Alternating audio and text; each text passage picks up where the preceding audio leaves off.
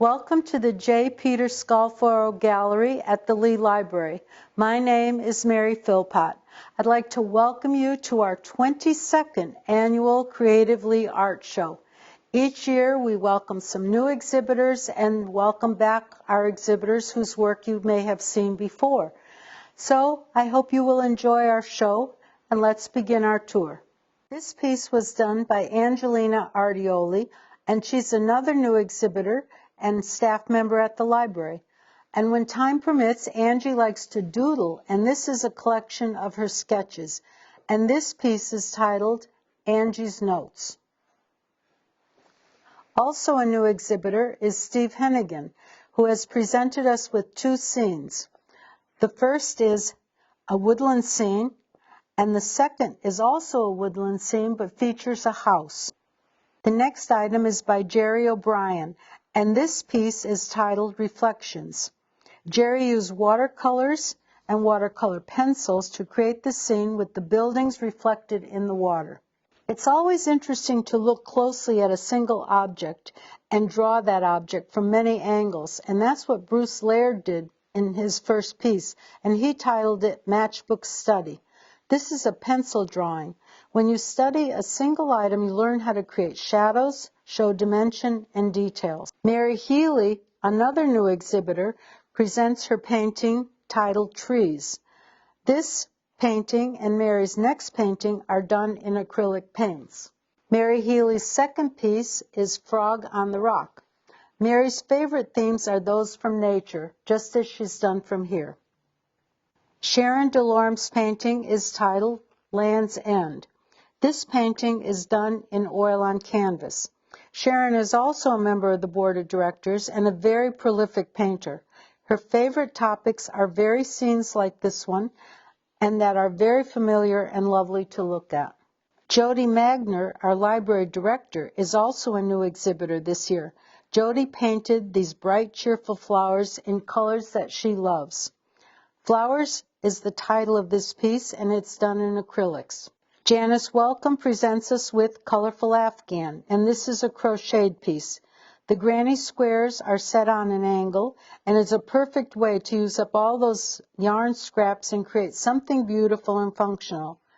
A yellow and black border set off this piece.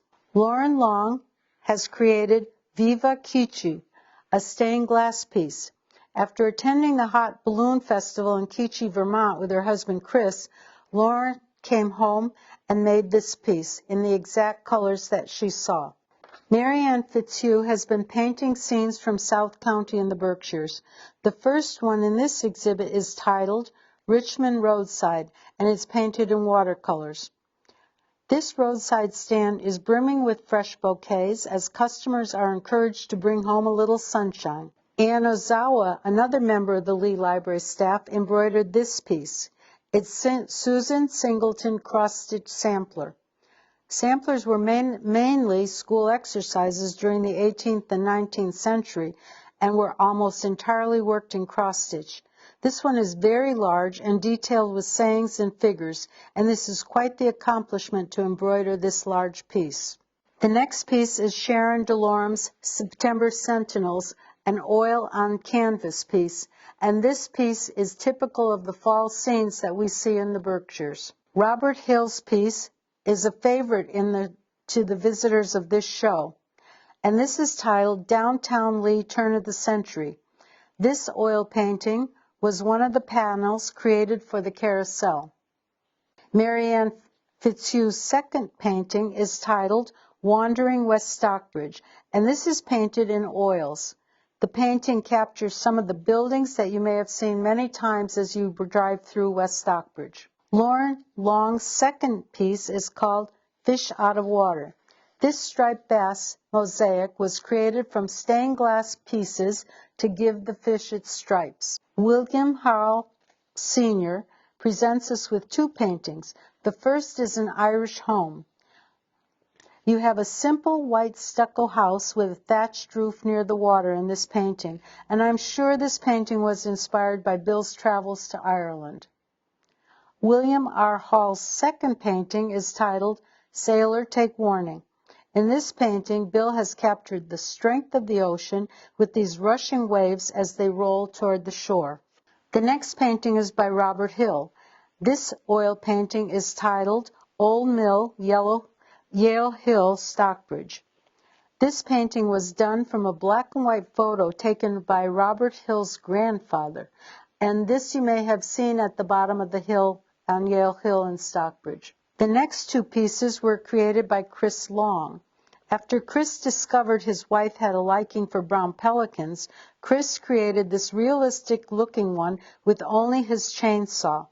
And we have seen other animals Chris has created with his chainsaw in previous exhibits, and he does a wonderful job carving them. Chris Long's second carving in this show is the giant clam. After free diving in the South Pacific Ocean, Chris came home and used only a chainsaw and sander to create this clam so that others could see what he saw in the ocean. The next two pieces are example of Cindy Mathias's photography. The first one is called Solitude. The single tree is at the side of and is the focal point of this photo. The colors enhance the feeling of quiet and stillness in this piece. And the second piece by Cindy Mathias is called To the Other Side. And this is a photo of a stand of trees with the lighter trees bringing us deeper into this photo. The next piece is by Joan L. Davidson, and it's called Let's Go. And this is a striking painting of wheels done in oil on canvas. Joan was inspired by the movement and rhythm and the gestural circular forms of bicycle wheels overlapping and intersecting, each going, going, and going. Our next piece is by Barbara Norton, and this is her first piece in this show. And this is called Under the Sea, and it's painted in acrylics. We get a glimpse of this sea turtle with its intense stare and the patterns on the flippers in this reptile's environment. Sue Hosford created a vintage jewelry Christmas tree. Sue has assembled vintage jewelry pieces to create this unique decorative piece that would make any holiday really sparkle. Our next piece is by Mario Calori, and this one is titled Forward. This is an acrylic on canvas. Mario noted that he has worked on this piece, and when he was working on it, he felt inspired, excited about the shapes, and the movement coming out of him. This piece has movement and a positive upward reach about it. Also, this piece manifests the idea of repetition and variation. Leaning Angle's first piece in our show is titled Suddenly Mourning. I love the burst of sunshine in the background in this piece. Even the tree trunks seem to be joyful as they lead us into this painting. And this is done in acrylics. Leaning Angle's second painting is titled Splash, and this is also painted in acrylics.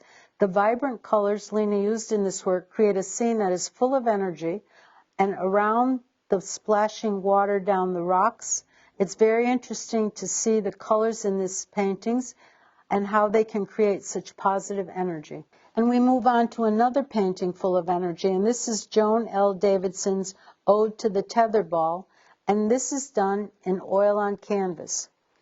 Joan was intrigued by the decisive and elegant gestures of the players, the fast rhythm of the game, the hypnotic free-flying ball as it soared in the sky. Joan wanted to give expressive form to the many moments she observed in this game. Our next painting is by Mario Calori, and this is his second painting in the show, and it's called Awakening. Awakening is a piece that suggests upward movement, perhaps springtime reawakening and reaching up and outward. Mario thought that perhaps his frequent experience with plant life is somehow responsible in part for this piece. In Mario's thinking, it is positive, ascendant, and joyful.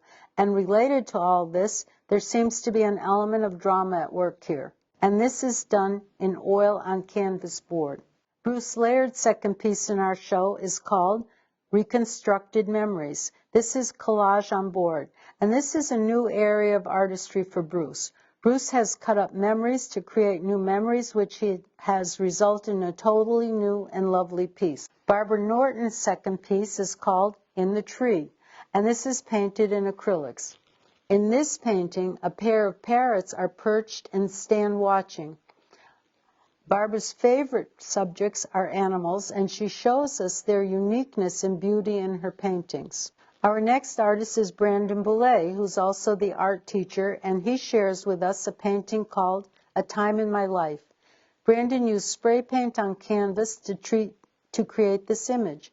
Brandon's work often presents just the basic shape of an item emerging from the background, but it gives pause to think about the memories that come from that shape and the time. Jody Magner's second piece in this show is called Halloween Tree, with branches that seem to be trying to frighten or move around. This is the perfect Halloween tree, and this is it painted in acrylics. And next we move on to the Kids Corner. And the Kids Corner is done by paintings by the next generation of artists. All of these boys have exhibited before, and it's wonderful to see what they have this year. And our first one is called Fishing, and this is done by Christopher Smith, age 10. This painting is so full of fun and spirit. This looks like it would be the perfect day for fishing. Colton Smith has painted dodo birds. These birds have the best expressions on their faces, and they make everyone smile. The eyes also create the unique looks that are captured in this painting. And our next work is by Colton Smith again, and this is called Marbling. Both Colton and his brother Christopher love to do marbling, and they produce some very interesting pieces with their selection of colors and the movement of the paint. Delorme Goncalves, who is age 10, has painted Panda Garden. His painting has the look of happiness and the studiousness of the panda with his glasses to match the background, and the background leaves, which probably are the panda's food. Delorme Goncalves, age 10 again, has done Sloth Wisdom. The sloth with a smile on its face gives us a great message. Hang in there. And then Christopher Smith, age 10, has done his marbling piece, and this is, again, a beautiful piece with wonderful colors. His first item is by Myron Hood, and each year Myron creates something new to include in the show. And this year it's titled Lee Library, It Grows on You. And this is an example of pyrography, which is freehand art of wood burning. And this is pyrography on a mushroom. And our next piece is by Declan Boulay, who is age 9. This piece is called Jamie's Creature. This is quite the creature, as you can see, with its chains and all, and it's a creature that Declan made from super Sculpey and paint. The next piece is a pottery piece, which is a red covered container, and this was thrown on a wheel. Jim Hosford created this piece, and this piece has a beautiful shape and cover. Jim teaches pottery at the Lichtenstein Center. Deb White, who's a new exhibitor this year in Creatively, has created a sari woven pillow cover. And sari is a free style of hand weaving. And this kind of weaving is called the acceptance of imperfection. Whatever is woven is perfect as it is. And this beautiful piece is definitely perfect as it is. Deb White's second exhibit is washable wool socks in an intricate pattern. Deb likes working with textiles, and when knitting, she uses very complicated patterns, as you can see from these socks. And I'm the person that made the next piece, which is a white bowl, and this was also thrown on a wheel. And this clay has some manganese in it, so when it's glazed and in white or a light color and fired, the manganese comes out as black dots. And the splashes of color were hand-painted before firing. Peter Viali did this beautiful rainbow trout, which is hand-carved and painted with acrylic paints. A live trout this length, which is 22.5 inches, would weigh approximately 4 pounds and 2 ounces, but could weigh as much as 6 pounds. The coloring and patterns on trout vary widely, and they depend on habitat, age, and spawning conditions. Jim Hosford's second piece, and this is a beautiful green bowl, and this large bowl was thrown on the wheel. Creating smaller pieces is difficult, but something this size you really need to be quite skilled. And Jim certainly is quite skilled and makes beautiful pieces. Sam Sorrentino, who creates some incredible wood turn pieces, made this piece titled Turned Tanglewood. This is a black walnut piece made from wood that actually did come from Tanglewood. Sam Sorrentino's second piece is called The Platter and is made from spalted maple. Sam has a shop near Joe's Diner in Lee, and you can see more of his beautiful pieces. Barbara Allen is the next exhibitor, and she is a new exhibitor this year and also a member of the Lee Library Board of Directors. And this exhibit is made of pisanki, which are Ukrainian eggs. The eggs are first decorated with wax resist, and then they are dyed, and the dyes go from the lightest color to the darkest color. And the next piece is a black vase, which I also made, and this is thrown on the wheel and then carved. And now I'd like you to meet Bruce Laird. And Bruce, this is his second year in our Creative Lee show, so welcome. Thank you. And I thought we'd talk a little bit about the pieces that you have here. Okay. And a little bit about your background. Okay. So you've now been a resident of Lee about a year and a half? About a year and a half, yes. Mm-hmm. And where did you come from? We moved from Long Island, in Port Washington, Long Island. Mm-hmm. Also a very nice place. Yes. Mm-hmm. Yes. So how did you get started in art? Well, I actually grew up in North Adams. Oh, okay. A long time ago. And my father used to work, in the factories. And, I mean, as you know, it's kind of blue collar still, and when the factories were running. And he used to, on the weekend, want to go out, and he'd ask if any of us wanted to go, the kids. I had two brothers and a sister. And he was going out to paint. And, he'd put his lunchbox away, and he'd get his little... And I always volunteered because I wondered what he was going to do. I must have been 8 or 10 or something. And he would go into Williamstown and find a silo or a building or, a haystack somewhere.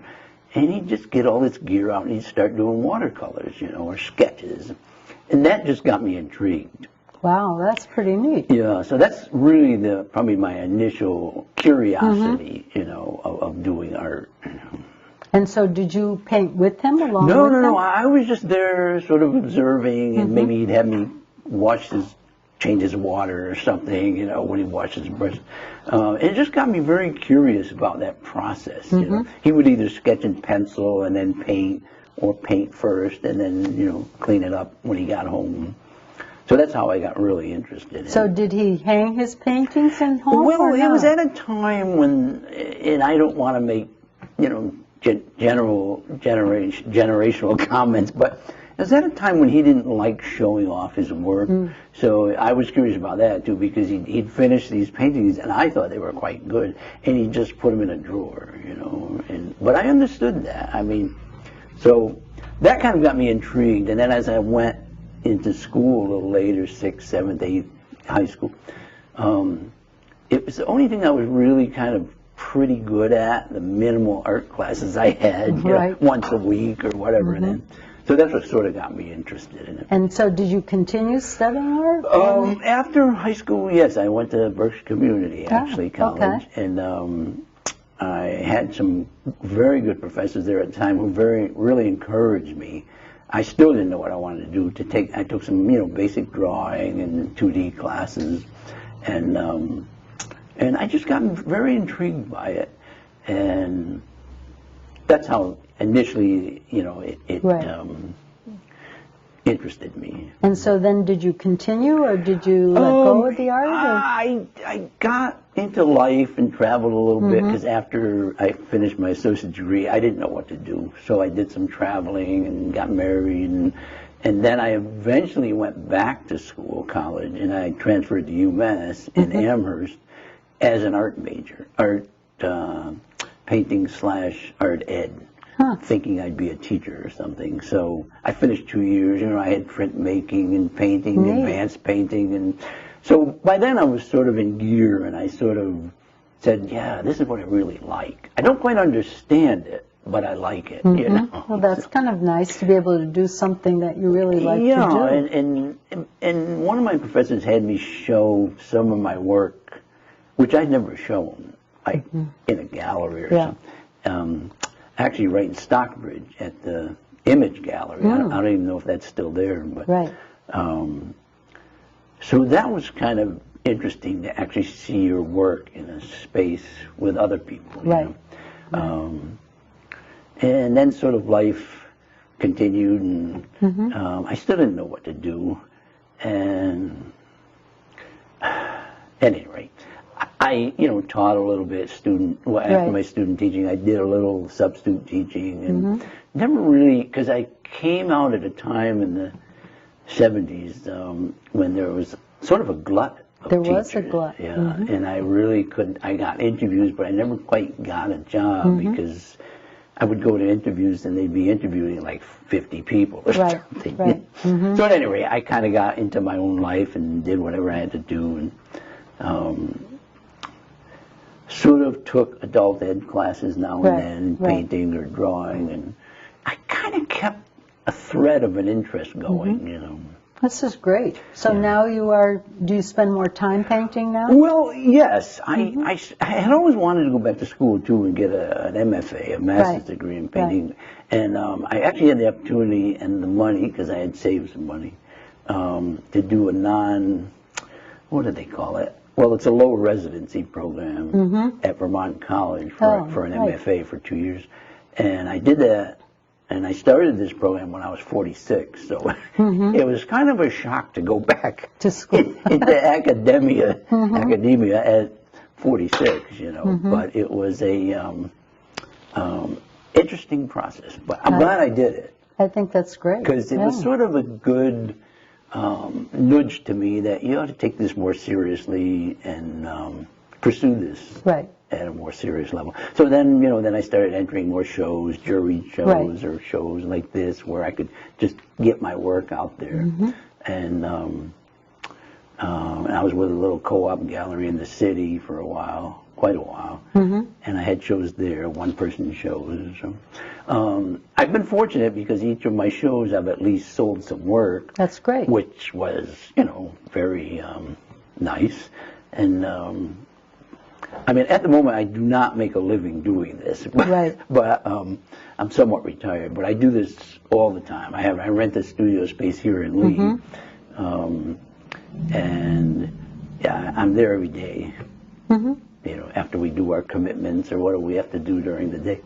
But I take it a little more seriously. Well, that's great. Yeah. Well, your items are wonderful. I remember from last year, but I'm also intrigued from the new items. And this year, I liked the drawing that you did, the studies of the matchbook. Yes, and thank you. That's such an interesting way to really look at something and really see and how to make shadows and how to create shadows. Well, thank you. Interesting you say that, because you or someone else when this opened, pointed out this series of shadows I had done on one of the drawings. And and this is very abstract, but I like going back and forth. Sometimes, all of us here maybe reflect back when we were younger, and you remember certain songs or something that you might hear on the radio now, and you say, wow, it still sounds good. And so I think sometimes that's important, even some of the things I learned when I was younger, to say, you know what, maybe it's good to go back and find simple objects and focus on them, because there's a lot going on. And yet then in the other extreme, maybe work on more abstract concepts. And I think it's great to keep those vocabularies always sort of going in my head. I like this new direction you're going in. I think it's just such a wonderful piece, and it must even when you were making it have a lot of memories that you were choosing and selecting. And well, you have a good eye. Oh, thank you. Well, it is actually. I can probably remember each little object in what photograph I took of what. But when we moved, and we've all probably been through moves. You always have these package of photographs that you look on the back and say, where was I then? Or who was that person? So I kind of thought, well, it's interesting how memories, I said, maybe I'll just take some copies of some of my favorite prints, cut them up, and reassemble those memories, because always when you speak to family members or something, they remember a different part of that image. And I've always found that interesting too. So I said, maybe I'll cut these up and make my own memories through my work, you know. That's sort of how I got this idea. It's very interesting, but it's intriguing as a whole as well, because it's really got a lovely composition to it as well. Thank you. And I've done some larger pieces of this in this venue, you know, so it's a lot of fun. I'm still working on this and other things at the same time. So. Do you have, so are you going toward a more contemporary aspect or Well, I think direction? I'm actually drifting more toward more abstraction, you know, because I have a new respect for abstract painters from the 50s and 60s and 70s, because there's a lot to that that way of painting that I don't really understand, but the more I learn about it, the more it intrigues me. It is. It's very intriguing, and the direction and what you see in it, and the colors. Right, and that's why I said I like going back and forth. You know, sometimes saying, you know what, today maybe I'll just sketch a spool of thread or something very simple, yet it's complicated, as is as are abstract images. You know? So that's what intrigues me. You know? I mean, sometimes I have way too many ideas. You know. And it's a plus and a minus for me. It is. Because sometimes it's overwhelming, but for one thing, I can go in the studio and just work for 4, 6, 8 hours, and I'm never bored because I usually have 2 or 3 things going at a time: a drawing, a collage, a painting I'm laying out. But everyone's different. I mean, that's just the way I work. That's interesting that your process is working on more than one at a time. And it helps me, I think, to keep those different vocabularies going, you know, and taking the time to look at a box of matches or a spool of thread or anything that's simple. I did a workshop this summer, and I had some time, and I was actually making a detailed sketch of a tube of paint, you know. I love the tube. Yeah, sometimes it's just the simplest thing. The more you look at it and sketch, you say, wow, you know, that's kind of interesting. But those are kind of my interests of things we just take for granted, you know, like that bottle of water there, or sometimes you cast a light on it, or you light a candle next to it, and it's a whole different thing. You know? It takes on a new feeling. So do you have a piece that is really your favorite or that you haven't parted with? That's a tough question. To answer the first part of it is, I think the next piece that I do will be my most interesting. Be your favorite? Okay. But to answer the second part of your question, I think sometimes as I work, there are transitional pieces, if that makes sense. Like I'll be doing a series, maybe even with this, and I'll hit one spot and I'll say, wow, you know, that really says, I think, what I've been trying to do with this idea. And that might be that transitional piece where I just maybe drift into something else or a tangent of this idea. Does that make sense? Yes, it does. So sometimes I think those spots are exciting for me because I say, wow, you know, it's nice to kind of get to that spot and say, okay, I think I've fleshed this out and I want to move on to something else. You know? So when you sit down to paint or draw, do you have something in mind usually, or do you start and just whatever comes to mind? Wow, another good question. Well, as I said, in the studio, I usually have 2 or 3 things going on at a time. So whatever I sort of walk into, I take off on. I mean, I've been sometimes, and I leave things in states of undoneness. I know that's not a word. All over the studio, some pieces that I'm not sure what to do with them. So there are times when I go in the studio and I'll see some torn paper or something I left, and I'll look at something I didn't finish yet, and I'll say, you know, I wonder if I added this to that image, if it would make it somewhat more interesting. So I do a lot of that too, you know, and again, back to the keeping those vocabularies active, you know.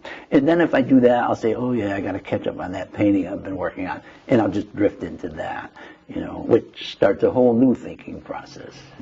Do you keep things, I'm curious about this, this is just a random question, but the way you work, are things very neat in your studio? No. Are they? No. Okay. No. I was just curious. Well, no, that's actually a good question. my wife doesn't care for my studio because it's too overwhelming for her. But I tend, after a while, you start to learn the way you work best. Right. You and I might have all different ways of working, but we both do what we're interested in.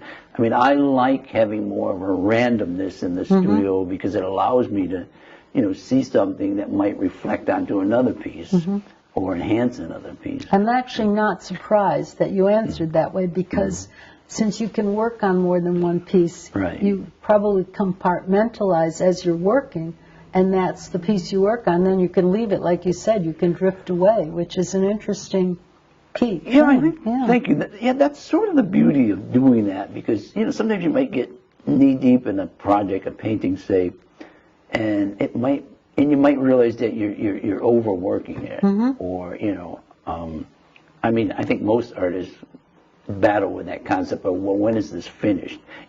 Right. So that's why I think sometimes I get a sense that maybe I'm overworking this, and I'll move over to something else, to just what you're getting at. Yeah. And for me, that works well.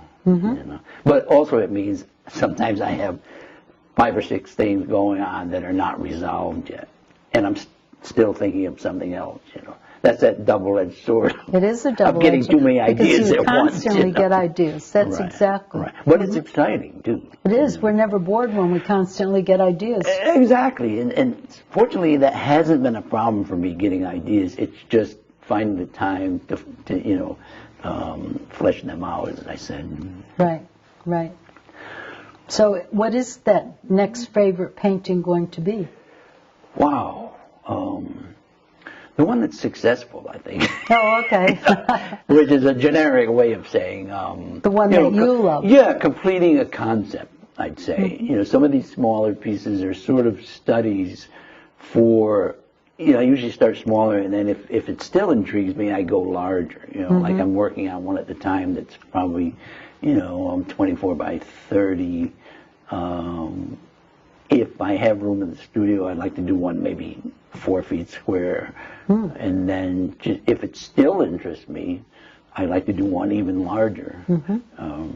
It's a lot of photographs to cut up. But there's just something about this that, to answer some of your questions, it sort of is a nugget for me to just, when you throw a stone in the water, to get those effects, you say, wow, I want to explore that a little more. I wonder what happens when you get knee-deep in the water, kind of thing. But I guess that's just the way I think. Well, I think it's very interesting. I think how artists think is as interesting as their work.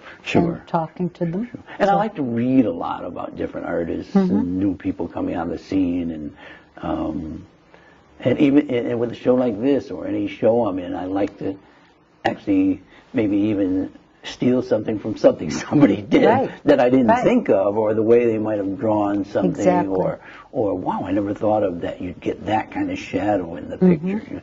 So that has always interested me, to take. I mean, all artists take from each other, but indirectly or directly. It's actually in all fields, not just artists. That's how we work. Exactly. So are there other things you'd like to talk about your art that I haven't first of asked all, you thank about? you for having me, and I appreciate your questions, very insightful questions. I'm just happy to be part of the show, and we really like being in Lee. I think that's great. And we look forward to your show in December in the Lee Library. You will have the whole studio, or whole gallery to yourself. I do have quite a space here to fill. So you will I'm looking forward to that. And that should be wonderful. I look forward to that too. So thank you very much. And My pleasure. Thank you. Thank you for coming and all for sharing our artwork. I'm so glad I met you. I hope you have enjoyed our tour. I'd like to thank the Board of Directors from the Lee Library Association for sponsoring our show, and thank our volunteer board members who have helped hang the show. And a special thank you to our artists who have shared this wonderful work again this year with us and with the community. And also a very special thank you to CTSB for filming this show and helping us make it possible. Thank you again.